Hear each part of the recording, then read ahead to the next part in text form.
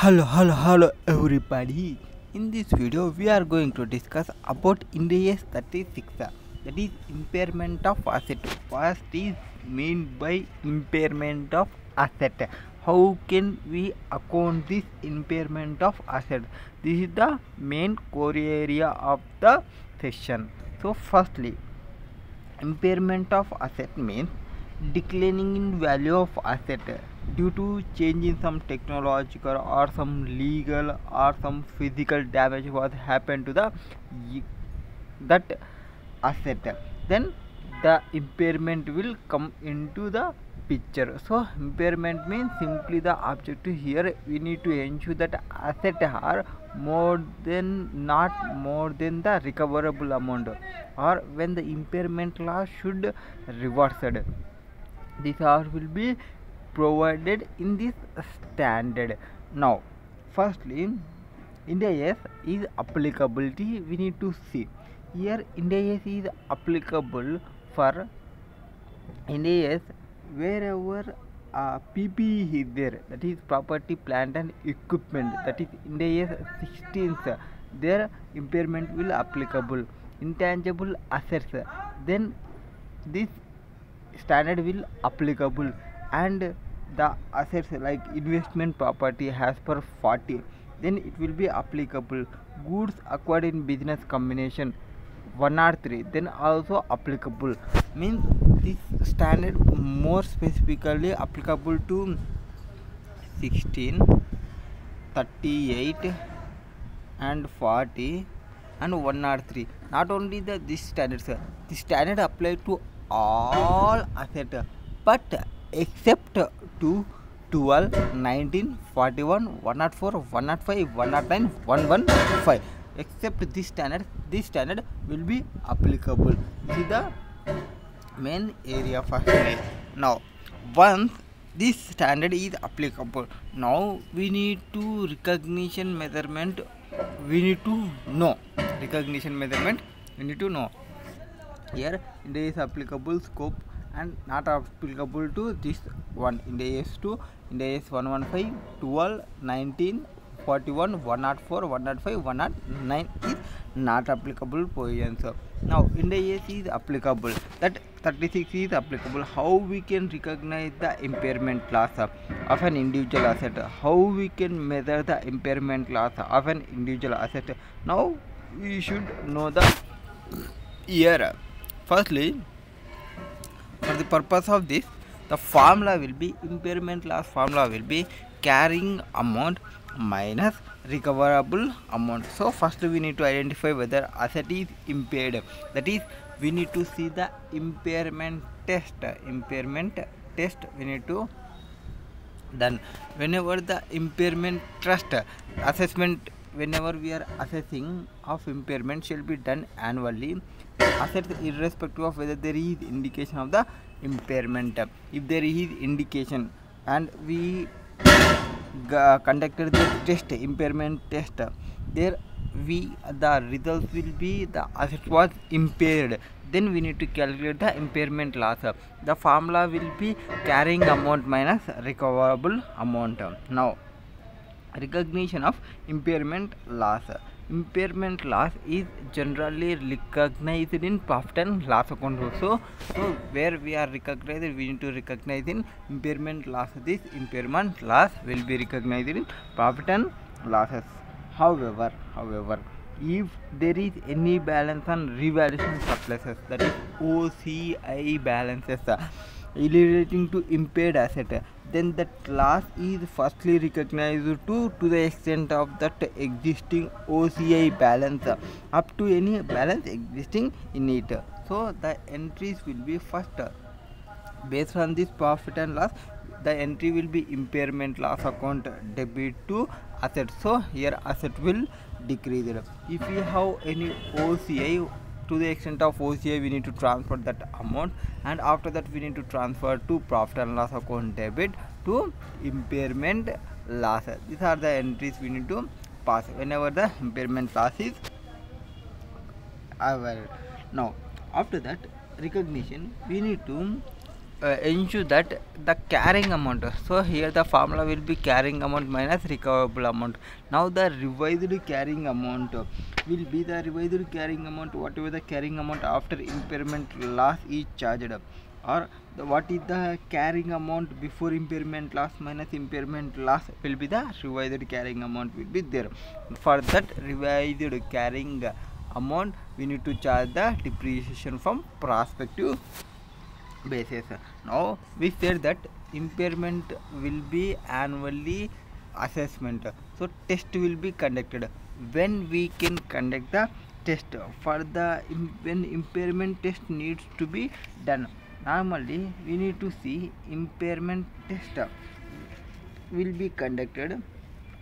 Testing need to be done if intangible assets which are not amortized, if it is goodwill, like goodwill acquired in business combination, then impairment test should be done annually. There is no conditions, or impairment test shall be done if there is any indication that asset is impaired. The indications may be external indication or internal information or related companies information. So whatever the information, you have some indication that the assets are going to be in impairment, then we need to conduct the test. Except goodwill, for goodwill we need to conduct the impairment should be done on annual basis.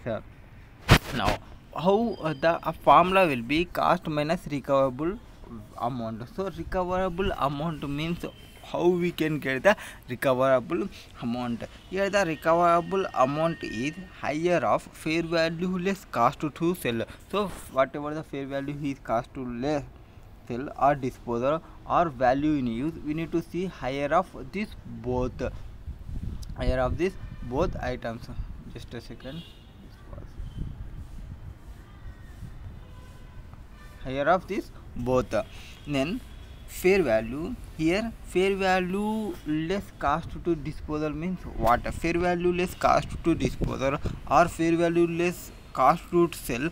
Here we can conduct the fair value will be as per Ind AS 113. When in 113 we have three levels, level 1, level 2, level 1, level 2 and level 3. Level 1 will consist that the assets have the active market, or if does not have the active market, the similar market will be there is no market, there is no buyers or sellers, then we need to use some assumptions, presumptions. Example, discounting cash flow method. These are the methods will be there in AS 113. For that fair value we need to deduct the cost to disposal and whatever the cost like transaction cost, selling expenses, dismantling cost or packing charges, legal fee, whatever you are going to incur, that amount will be deducted. Now when this is recoverable amount, and the recoverable amount fair value less cost to disposal means this one, and after that value in use means what? Value in use means simply sum of year-wise estimated future cash flows. Here value in use means present value of future cash flows expected to be derived from the assets. Here we need to see the expected cash flows and discounting rate.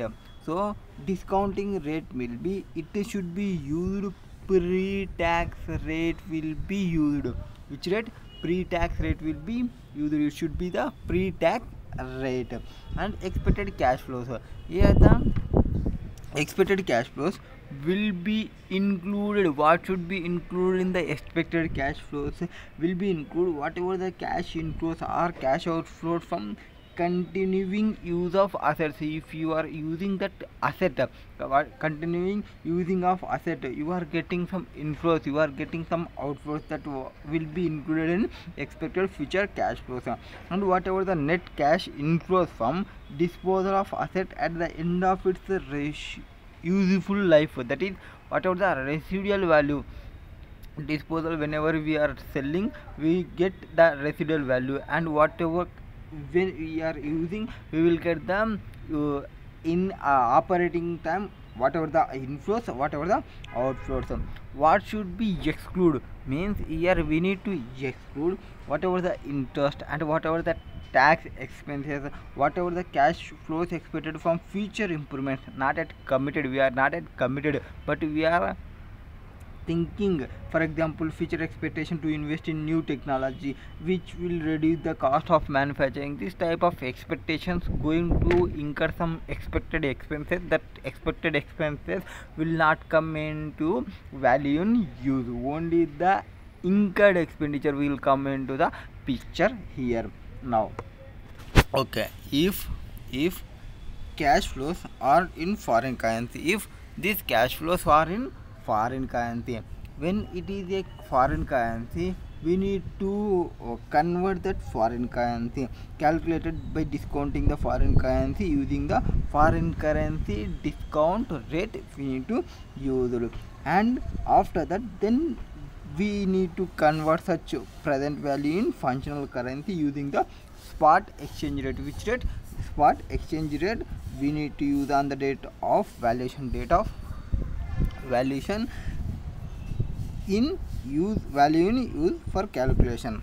Okay, after that, if we are any fair value or loss on asset was there of an asset is not available, then value in use is considered for recoverable amount. So we are in a formula. If some cases the market value is not available, 0, here value in use will be 1 lakh, so then 1 lakh will be considered. If value in use of an asset is not available, then the recoverable amount of such asset cannot be determined. So impairment of such asset will be done in CGUs, that cash generating units. Whatever the cash generating units is there, based on that cash generating units we will consider.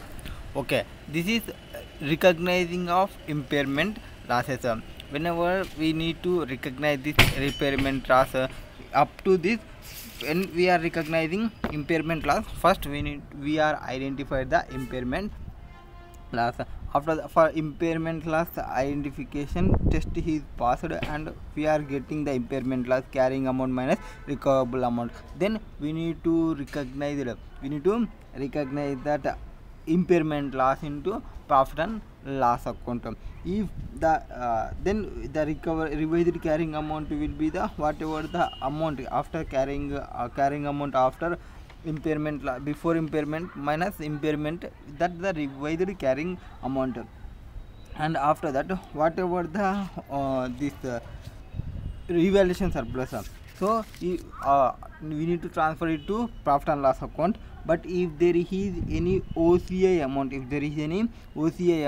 then up to that OCI amount we need to transfer to this balance. This is recognition. So here the what are the entry we are passed. First maybe the impairment loss first we need to create to asset. If there is any OCI portion, so OCI will be debited first, next PNL to impairment loss. If there is no OCI, direct total PNL. That is the recognition prudence was happen. Now we are recognizing the impairment loss. Okay, when can we reversing the impairment loss? So recognition was happen. If some cases we need to reverse of that impairment loss of an individual assets. So here the individual asset is there. Individual asset will be there. Asset was, if impairment recognized on an asset in earlier year, can be reversed if on the date of reversal, if carrying amount is less than recoverable, carrying amount will be less than the recoverable amount. Then we need to see first what is the carrying amount of asset on the date of reversal. So first we need to see the assets. What earlier year asset was revalued in the earlier year. Now carried amount, first we need to see the carried amount of on the date of reversal of impairment loss. After that we need to calculate the carrying amount at which asset should be shown after reversal of impairment loss. For that, we need to see whatever the amount we are providing here, we need to see the amount, recoverable amount of asset on the date of reversal, what is the value, or carrying amount of asset on the date of reversal, if impairment is not taken consideration before. So before, if we are not considered that impairment, what is the carrying amount?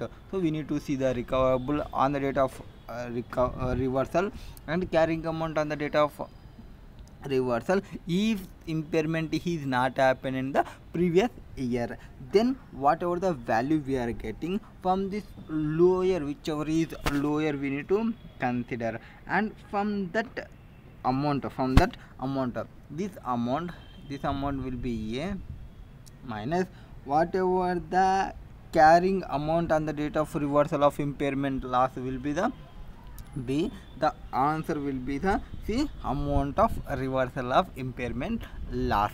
We will get the amount of reversal of asset we will get. After that, we need to recognize the reversal of impairment loss.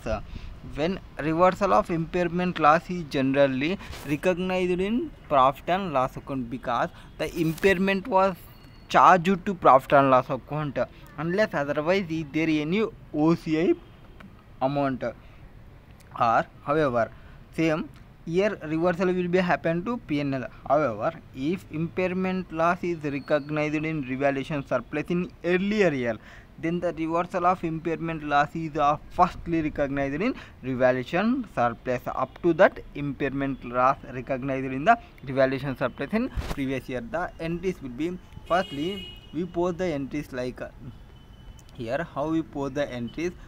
OCI account debit to profit and loss account. Whenever we are reversing the entry, first entry will be impairment loss account debit to asset. So now we need to revert the entry, asset account debit to impairment loss, and the next entry will be impairment loss will be debited to, if there is any OCI amount, then we need to transfer it to OCI. Remaining balancing figure will be profit and loss account. This is reversal of OCI amount. Now whatever the amount, now what is the revised carrying amount?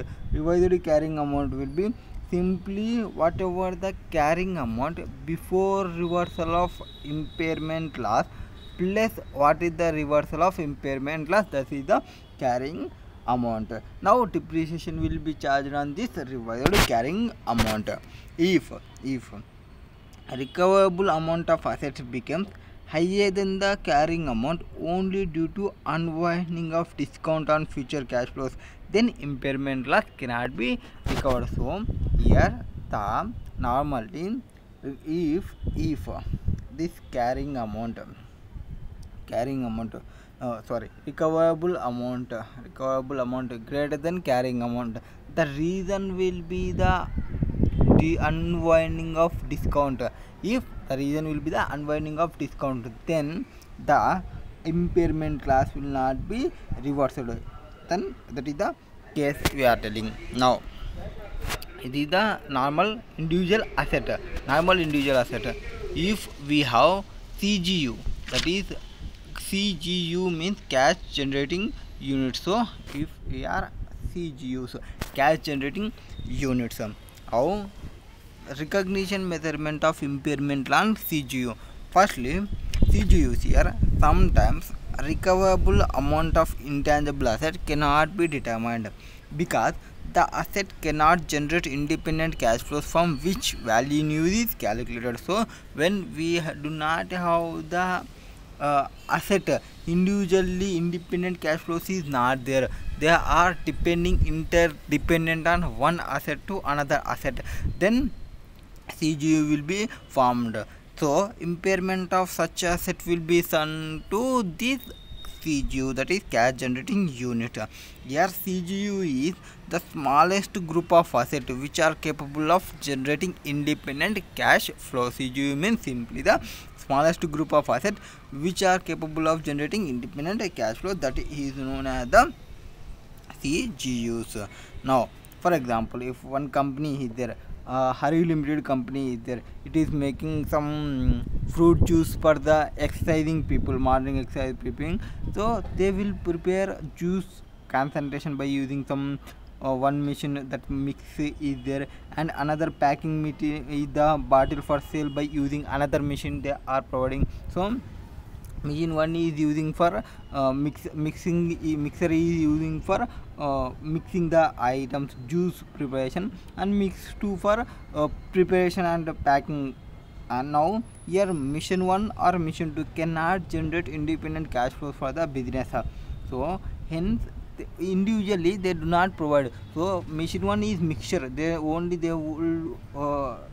taking the fruits, put into mixture, and they will get the juice. For giving the juice to in bottles they need another machines, so individually they do not generate the amount. Then hence they should club together as CGO for impairment testing, because they can generate independent cash flows together. Only when both assets are combined, then only we know they are generating the amount, generating the cash flows. Now if the goodwill acquired in business combinations and corporate assets like office buildings cannot be tested for impairment individually, because they cannot generate independent cash flows. So since whatever the goodwill and whatever the corporate assets contribute other assets in CGU, so impairment of goodwill and corporate assets will be done only on CGU, only consistently. Now allocation of goodwill, this year CGUs, if any question asked how we can allocate the amount, then we need to allocate the amount in pro rata basis. How we can allocate? Pro rata basis will be calculated. In pro rata basis we need to allocate the amount on pro rata basis. And here the amount whatever the carrying amount of other assets in CGU and useful life of the CGU, ratio of each CGU we need to calculate. So allocation will be happen here, and whenever so allocation the if there are some unallocable goodwill or corporate asset which will be tested for impairment in different manner. So for the purpose of this CGU calculation and recognition of impairment loss on CGU, first we need to identify whether it is the CGU is there and that CGU is tested for impairment and that CGU was impaired. So we final conclusion was CGU was impaired. Now when CGU is impaired, if its carrying amount is greater than recoverable amount, then we need to calculate the carrying amount of CGUs. For firstly we need to see the CGU's carrying amount. What is the carrying amount of PPE in CGU? What is the carrying amount of intangible assets in CGU? Current assets in CGU? What you need to see the all carrying amounts first. So all carrying amount. After that you need to get impairment loss by carrying amount minus a recoverable amount. So this impairment loss will borne by assets in CGU in firstly we need to take the test was conducted. Firstly test CGU without goodwill of impair, test of CGU with goodwill for impairment. So if it has goodwill, first amount whatever the impairment amount charged to goodwill, the first allocating the corporate asset of asset to CGU units parent. First we have done recognition was started with, firstly we need to see the carrying amount of corporate asset allocated on reasonable and consistent. All carrying was assets we are taking. Carrying amount of CGU is greater than recoverable amount of CGU. Now carrying value include the portion of carrying value of corporate asset allocated. So if there is impairment loss, first we need to order will be the goodwill first, borne by the goodwill first, then by that asset which can be tested for impairment individually also we need to consider, that is up to the amount of impairment loss calculated as per recognition of normal impairment loss. If you have conducted individually some assets getting individually impairment loss, second preference will be that assets. After that, at last remaining impairment loss of CGU will be borne by all other assets in CGU, that is including corporate assets, in the ratio of carrying amount. So step 1 will be, we need to compare the amount. We need to identify the small group of CGUs whatever the under review, and we need to compare the carrying value of smallest group of CGU with recoverable value. Now when we are calculating the impairment loss for unallocable goodwill or unallocable corporate assets, then it is calculated by impairment testing for the entity as a whole. So we need to consider as a whole. For CGU we need to consider the as a whole, then whatever the carrying amount minus whatever the impairment on each CGU has calculated in past, and after that we will get the recoverable amount after the impairment loss, or whatever the recoverable amount of entity has a whole we need to see, and based on that whichever the amount means recoverable amount of each CGU after impairment, recoverable amount of each entity has a whole we will consider. So here the what is the smallest group portion we will consider, based on that we need to charge. Now impairment loss is this also, impairment loss also transferred to profit and loss account. However, if there is any OCI, to the extent of OCI we need to charge the amount impairment loss account debit to asset, or that transferring entry will be revaluation surplus OCI account debit or profit and loss account debit to impairment loss. The revised carrying value will be the whatever the carrying amount before impairment loss minus impairment loss, then depreciation will be charged on this revalued carrying amount. That main will be provided here. Next, after that if the goodwill was this goodwill acquired in business combination is a partial goodwill. Partial goodwill means what? Just a second. Partial goodwill means what? Here NCA is measured as per the partial methods. We use the methods, paid up share methods, and then unrecognized goodwill attributable to NCI is also considered for calculation of impairment loss only. So here goodwill will be unrecognized goodwill to NCI is equal to partial goodwill divided by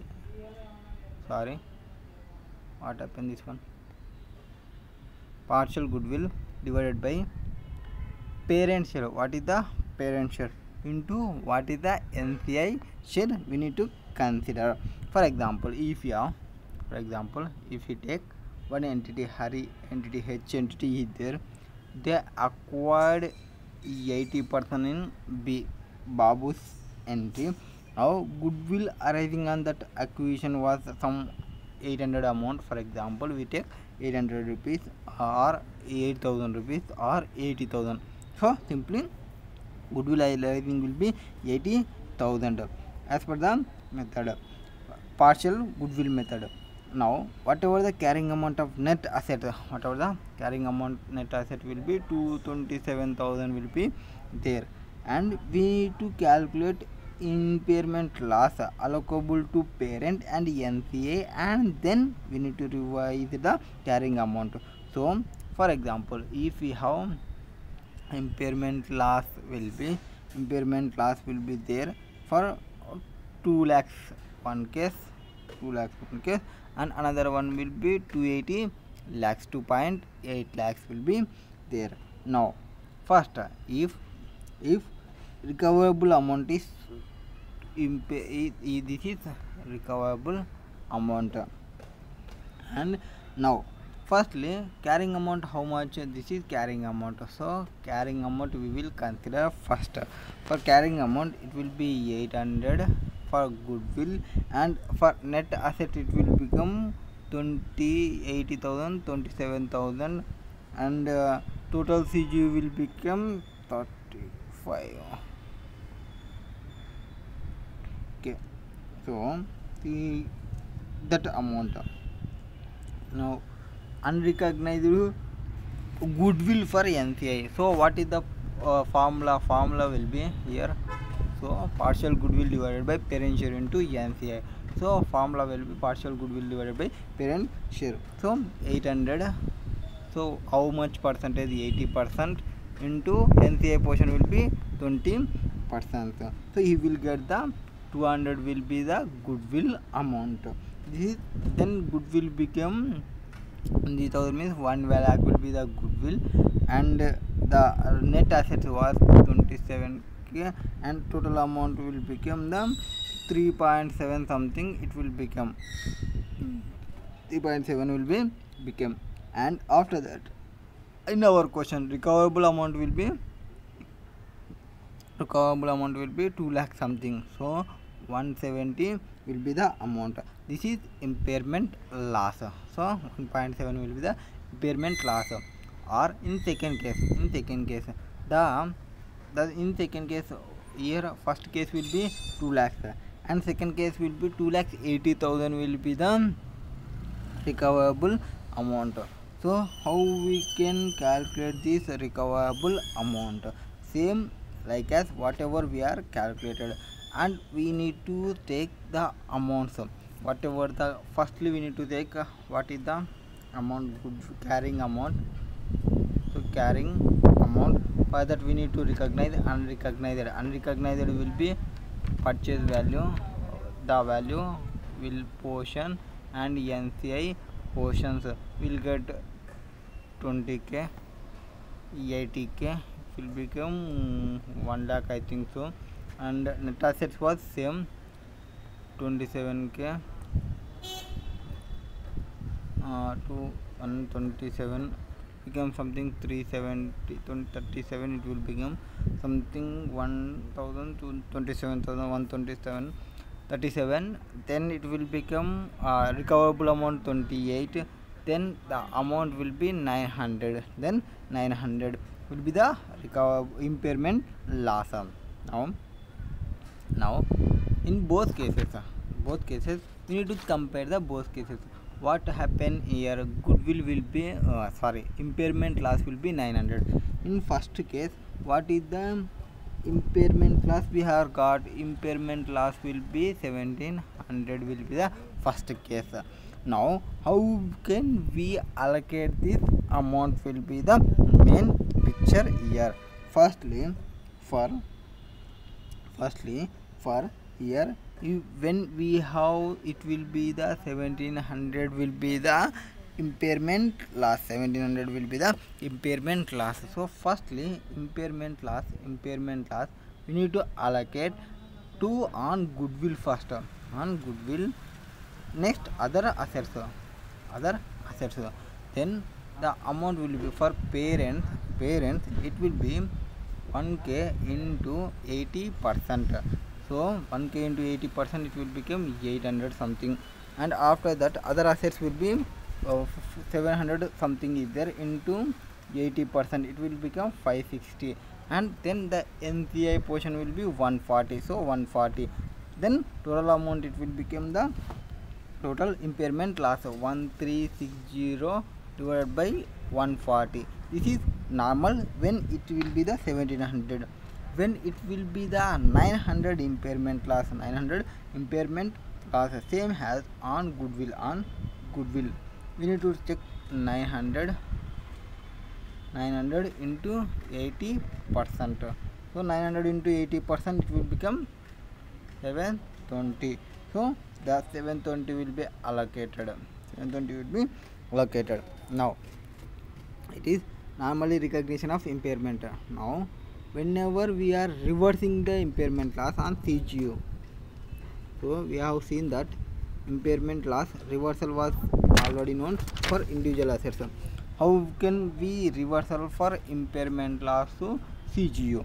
How impairment loss recognized, whatever the impairment loss recognized of this in earlier year can be reversed if on the date of reversal if the carrying amount less than recoverable amount, then only we need to reversal.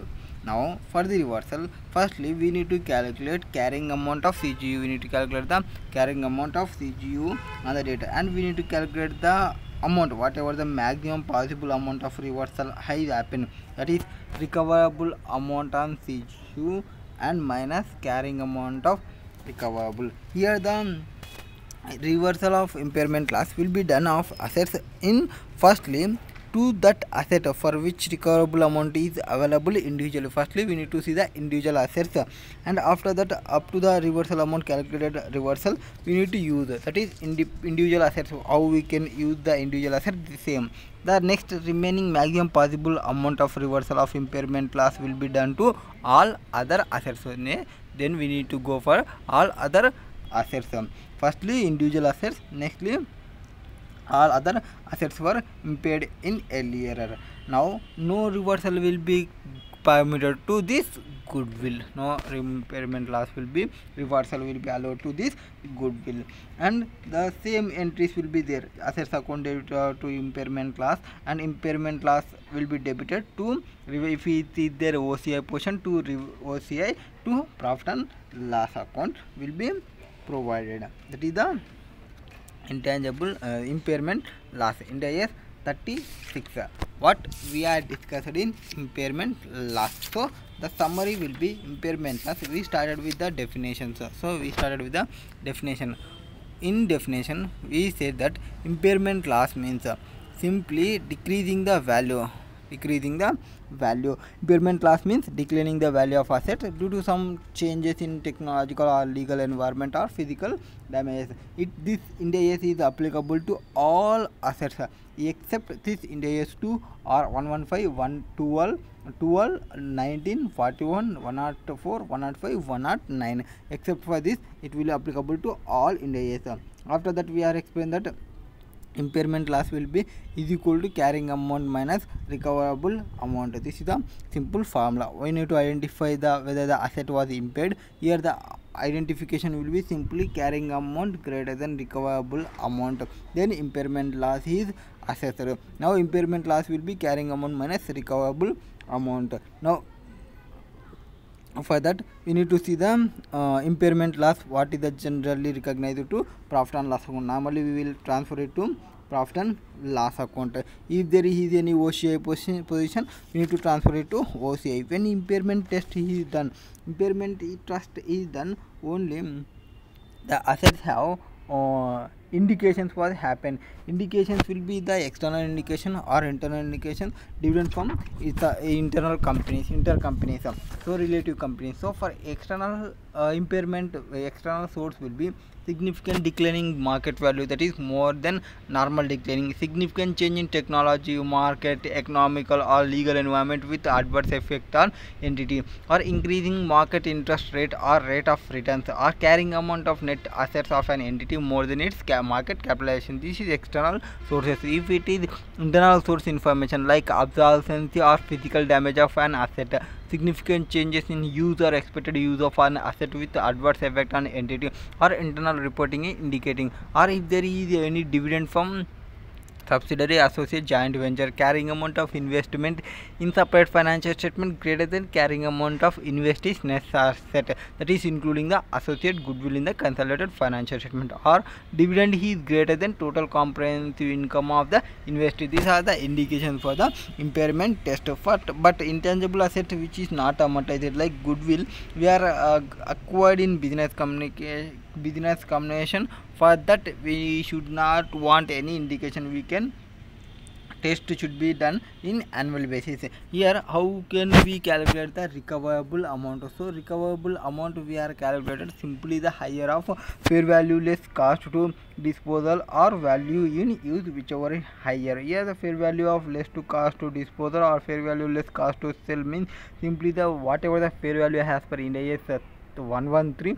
From that we need to deduct the cost to sell or cost to dispose, whatever the transaction cost like selling expenses, dismantling, packing, legal fees, etc. And we after that we need to know value in use. How we can calculate the value in use? Here for value in use we can use the pre-tax rate. Discount rate will be the pre-tax rate, and what will included in expected cash flow, what is excluded in expected cash flows. Expected cash flow include whatever the cash inflows, whatever the cash outflows from continuing use of asset, whatever the net cash inflows for disposal of asset at the end of its useful life, that is residual value, we need to include. What we need to exclude means here whatever the interest or whatever the tax expenses, whatever the cash flows expected for the future, for the expected expenses for the future which is not yet committed, that will be excluded. If any cash flows of foreign currency, if any cash flows for foreign currency is there, then whatever the present value of cash flows in calculating that by discounting rate of the foreign currency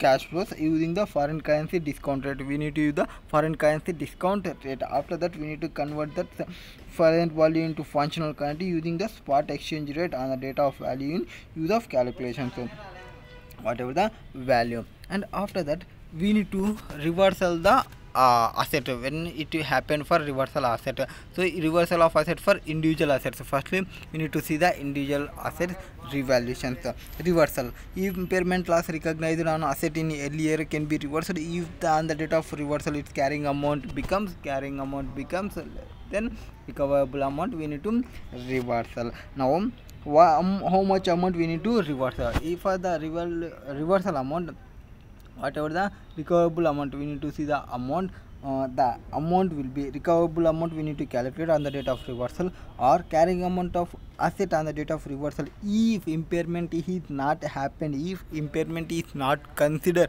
then what is the carrying amount? We need to see the difference amount. For that difference amount we need to reversal. For this is for intangible assets reversal. And whatever the revised carrying amount, for that revised carrying amount we need to charge the depreciation. After that we started with the concept called CGU. CGU means cash generating units. Here the sometimes recoverable amount of individual asset cannot be determined because that asset cannot generate independent cash flows from which value in use is calculated. So impairment of such assets will be done in CGU. So CGU is the simply the smallest group of assets which capable of generating independent cash flow. So we take the example of like some juice company, their marketing they are providing, or after that goodwill was provided acquired in business combination, and corporate assets while involved cannot be tested for impairment individually because they cannot generate cash flow. So now how can we allocate the amount? So how can we allocating the assets and liabilities? Allocation of goodwill to CGU, allocation of goodwill and corporate asset to multiple CGU with impairment testing. So goodwill and corporate assets are allocated to multiple CGUs on the basis of ratio in the if there is the ratio was provided in the question. If the ratio question to allocate on pro rata basis, then allocate this multiple CGUs in carrying amount of other asset in CGU into useful life. If there are maybe some unallocated goodwill or some corporate asset which will be tested for different manners. So we need to, for that we need to calculate what is the carrying amount, what is the all carrying amount, and we need to calculate the impairment loss. And for that impairment loss of for unallocable goodwill is there or unallocable corporate asset, we need to check out, and we need to calculate the impairment loss. And the whatever the impairment loss, same treatment for CGU also, individual asset, like impairment loss account debit to asset, and that impairment loss will be transferred to profit and loss account. But if it has any OCI, you need to transfer it to OCI. Now here main, if goodwill acquired on business combination in partial goodwill, that is NCI is measured as per the purchase method was used, then under PSNI method will be NA method will be used. Then unrecognized goodwill attributable to NCI is also considered the impairment loss only. Unrecognized goodwill attributable to NCI. For that, formula will be partial goodwill divided by the parent share into NCI. Share will be considered for calculating the impairment. After that, how we can reversal of this CGU? We can reversal of this CGU's impairment loss? Same, if asset becomes carrying amount less than the recoverable amount, we can revert the amount. We need to calculate the amount on CGU and what is the maximum possible amount of reversal of impairment. We need to check out. After the checkout, first the amount will be order of preference. Firstly, the recoverable amount is also available. We need to see if there is any individual assets impairment. We need to reversal that amount, and reversal after that we need to go for CGUs, and but goodwill will not permitted for reversal. This is Ind AS 36 impairment law.